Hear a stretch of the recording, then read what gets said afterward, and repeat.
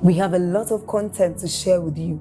So we would entreat you to subscribe to this channel, as well as like us. Hit that notification bell to receive more updates from us, because we know that whatever content here is going to set you on course at every time. It's going to make you attain whatever stature that Christ wants you to attain. Thank you. I'll go with the first question that is written out. He said, Pastor, how do we find a life partner in an environment where there's a lot of immature guys in Australia?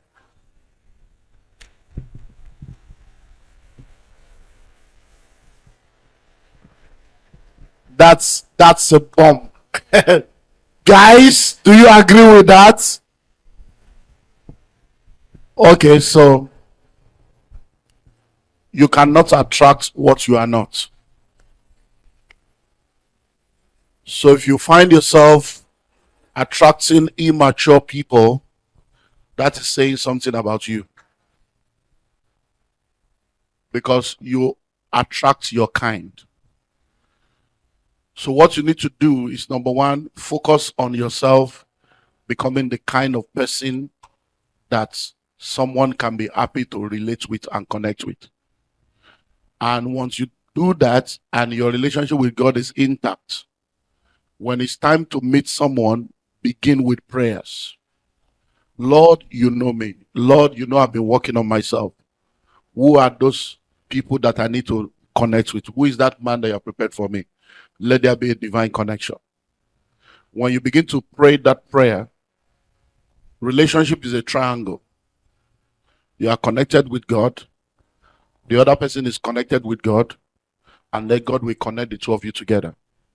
Most of the time, we try to do it with our flesh, with our mind, with our thinking, and then we get into trouble. So that's number one way to look. The second was, so number one, attracting yourself. Number two, praying and trusting God. Number three is to be sensitive, to make sure that you network strategically. You have to be sensitive.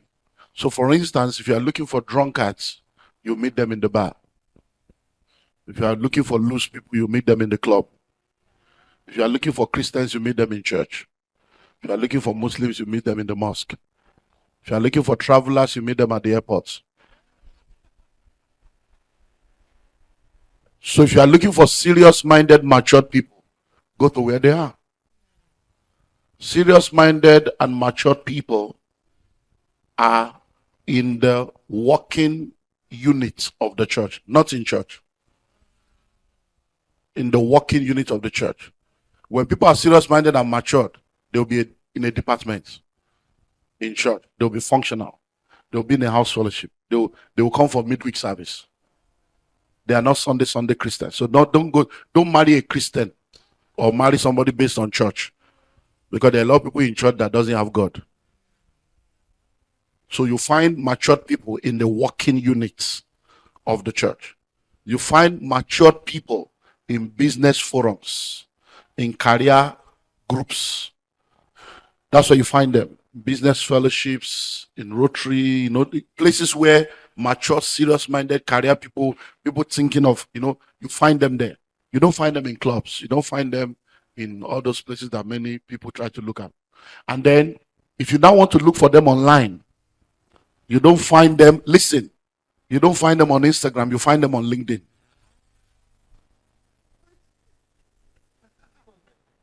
You don't find them on TikTok. You find them on LinkedIn. But many of you are not on LinkedIn because you yourself, you are not a professional. So you can't be there because you have no CV. Your only CV is you are a slay queen. And we don't slay people on LinkedIn. You don't find them on Twitter and X where you are just there making noise. No. So you need to ask yourself, where am I going to? That's what is defining the kind of people you are getting to meet. There are serious-minded ladies, serious-minded guys. So if you are not finding them, you are looking in the wrong place. Thank you. The next question, this one has the most likes. So it says, what are some tips on how to start the conversation to set boundaries in intimacy during dating and courtship? Okay, so number one, Okay, so one thing you need to understand is this: love making is a package. And many times we think that because we have not gone all the way, that we are okay. So we do every other thing except penetration and the deposit. But we do every other thing. You are just fooling yourself. You're already making love. Love making is a package. Kissing is part of love making. Fumbling is part of love making. Do you understand now? Fingering, sucking is all love making. That you have not had sex does not mean you're already making love. So in order for you to be safe, understand that love making is no. So when you talk about let me use a guy as an example. Any guy, just come.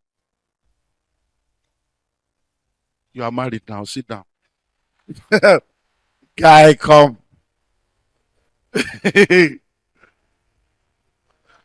So now listen. Once you have a relationship with someone, there is something called chemistry.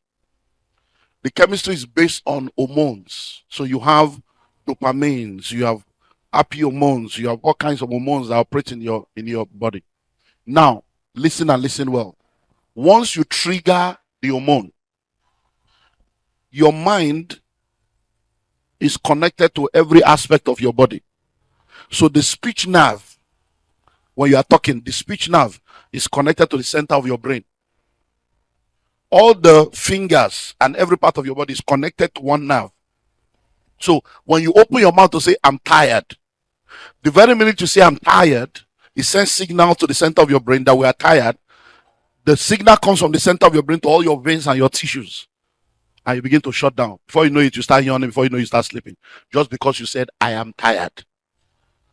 So when you trigger emotions of love and sexuality, even though you are telling yourself, I don't want to go that far, once you set the trigger emotion, you will not know when you will do what you never planned to do.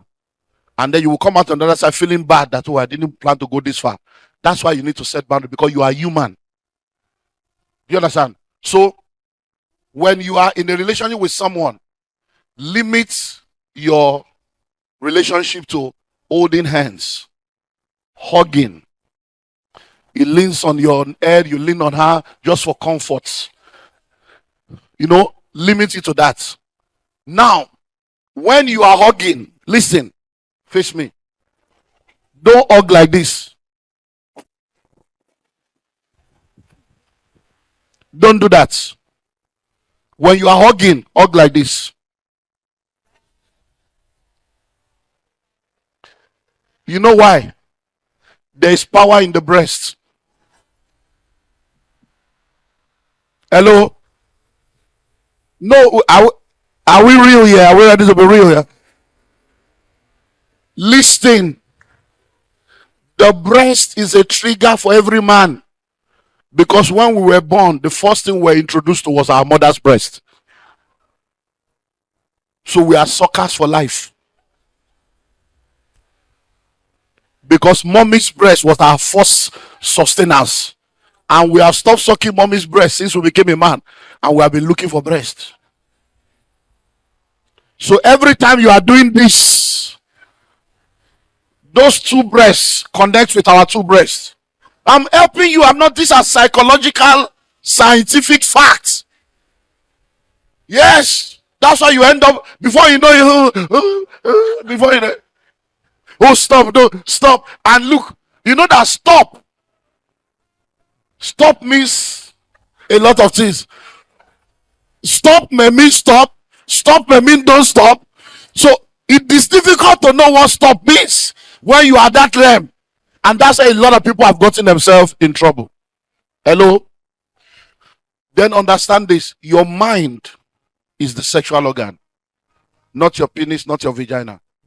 Your mind. That's why you need to know that the battlefield is in your mind. So be careful what you watch. Be careful the information you put in your mind, because once your mind begins to gather information, the next thing your mind wants to do is to do practical and explore. You know that when we go to lecture, after teaching the lecture, we now go to the laboratory to go and do tests. That's the way the mind works. Every information you get, your mind wants to practicalize to know whether it is true or not. And that's how you get into trouble. So The boundary should be set from day one. Once you come into a relationship, you have decided that we love each other. You know, I hope you know that there are people that you are in a relationship with and there's really no, you are like trying to love them. You are still trying to be, you know that there are people that even when they touch you, you can feel something. There are people that when they touch you, you are not really feeling much. So you know the truth. So be honest with yourself because you love God and you want to please God. Be honest with yourself. So you know what, we're going to get married, but we need to do this God's way. And so let's set boundaries. We're not going to do this. We're not going to do that. We're not going to be alone together for too long. But you just set boundaries for yourself. And every time you make up your mind to try to do things in the will of God, when you make up your mind, God backs up your mind. Daniel chapter 1 verse 8, Daniel purposed in his heart that he will not defile himself, and God backed it up. And let me say this at this point, since I know there is an issue with a lot of young people.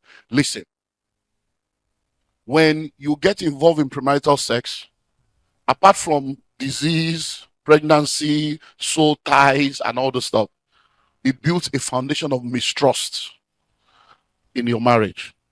And a lot of married people today that are suffering for that because there's no trust in the marriage. And you know the way this thing works. The body wants it, so you both want it, you do it. Most of the time when the guy proposes it or the girl opens up to it, the guy, listen to me, let me help you with the psychology of this thing. The guy is thinking, oh, I don't want to do this. Oh, will she accept it? Oh, can I go to the next level? Will she, if I move my hand down, will she? So in his mind, he's trying the boundary, but he's also thinking whether she's going to say no. And then you say yes. And then you agree and you flow with it. You are sowing a seed, so she's cheap. So that means it's somebody else. Because every man knows that they are not the best man in the world. Do you understand now? No matter how handsome they are, they know there's somebody more handsome. No matter how rich, they know there's somebody richer. No matter how slick, they know there's somebody slicker. So if I'm able to do this and she falls, that means if somebody that is a smooth talker can also get her, the other person can do the same. So he see the son, but he will never mention it. You that you are submitting to that, you are submitting because psychologically you are going through a process. Oh, why is he doing this? I thought we have a boundary. Oh, but I like what I'm feeling. Oh, but if I say no now, he's probably going to go to somebody else and then I'm going to lose him. And then you submit. So you are submitting because of insecurity and confusion. And then in your mind, you're also not happy. So I can't even trust him. So he can't even hold himself. I thought he's a man. I thought he's supposed to be the head of the... And then that's it. So, but guess what? We don't discuss it. So the guy has his own, you have your own, you enjoy yourself, you go. But that's it. So then you get married and you're wondering.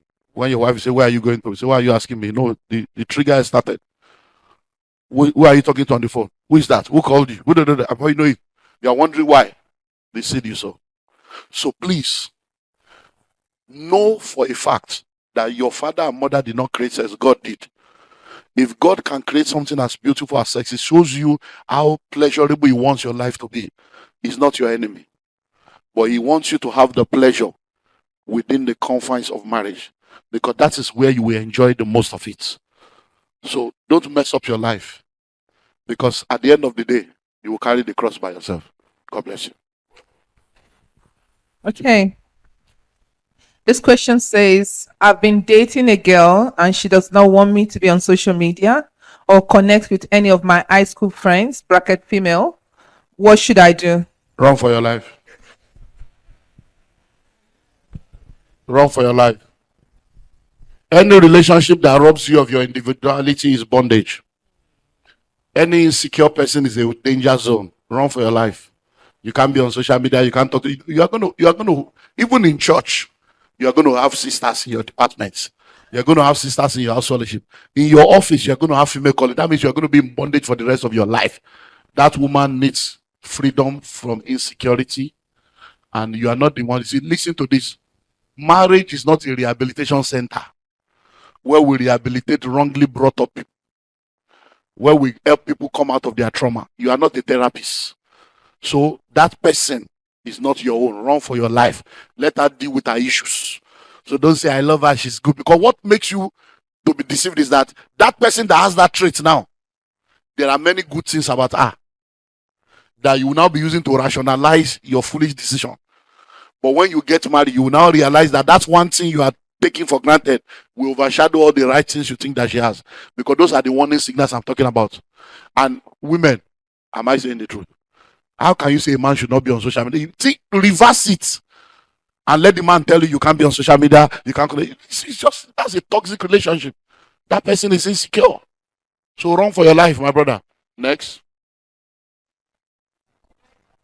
This question says, why am I attracted to people that are married when I'm not a cheater? You said you are attracted to what you are, but sometimes you attract people not because of who you are.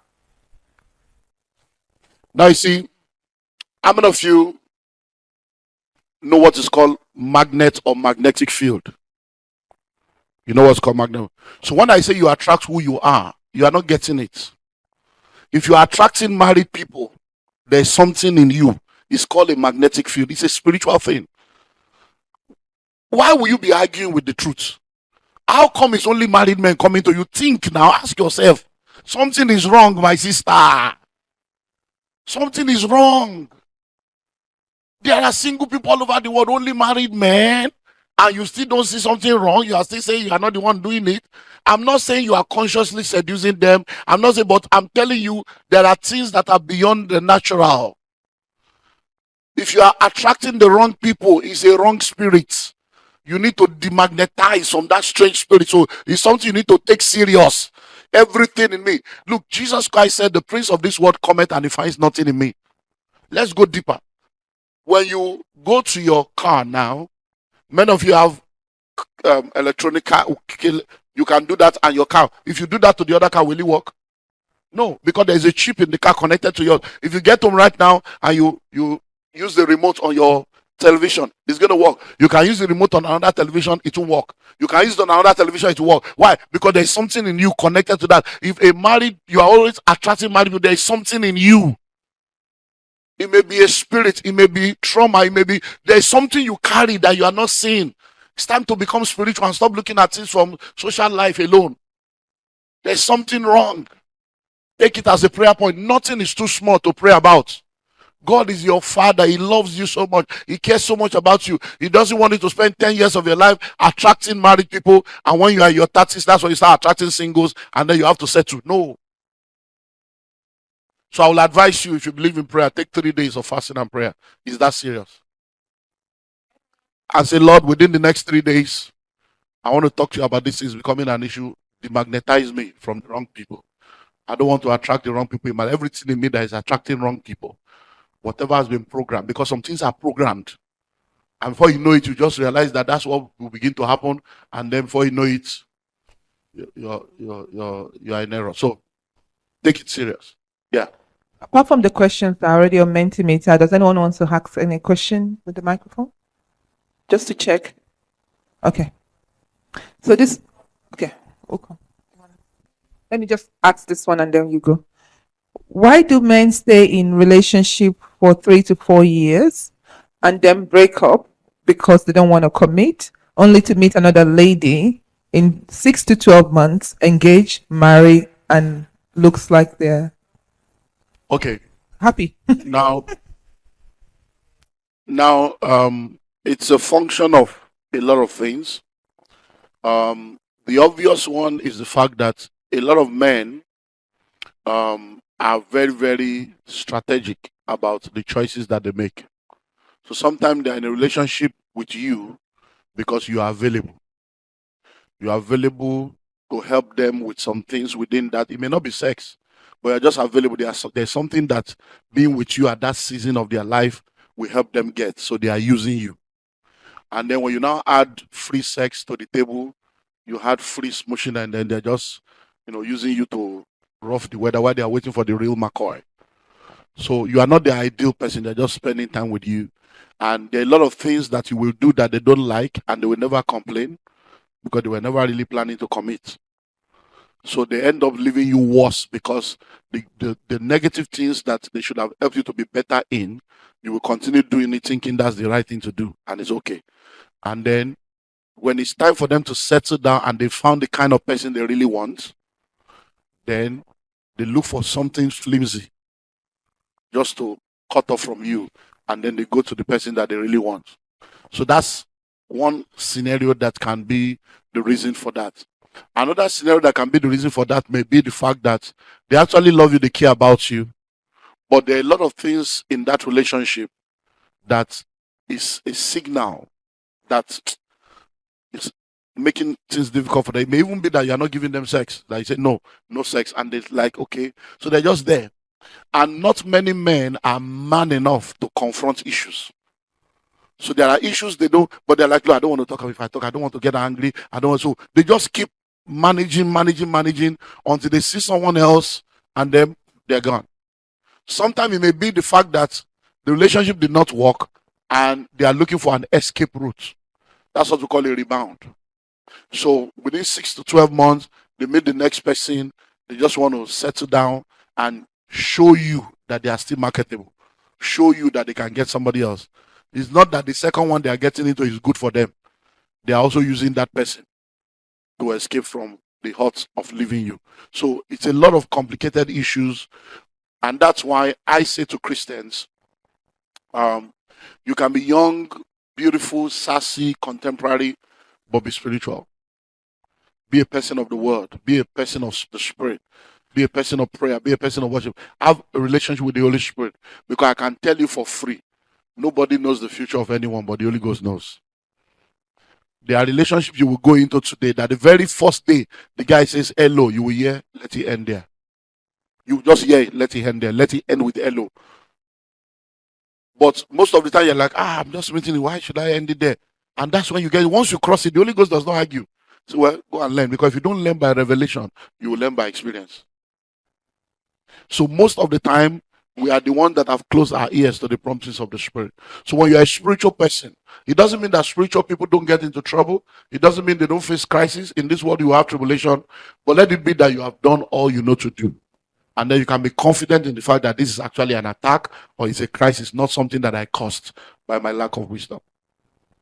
Next. As you have listened to this message, we believe that you are going to reap the blessings thereof if you attend to these words as well. That you will keep these words in the midst of your heart. That no matter the circumstance, your eyes are going to be fixed on these words. And as you have been blessed, we will tell you to share this message. Be an evangelist by sharing to others to be blessed. And then subscribe to this channel for us, because we have loads of videos, we have loads of content that is going to make you blessed, that is going to set you on course, that is going to set you ablaze. And don't forget to like for us. Thank you.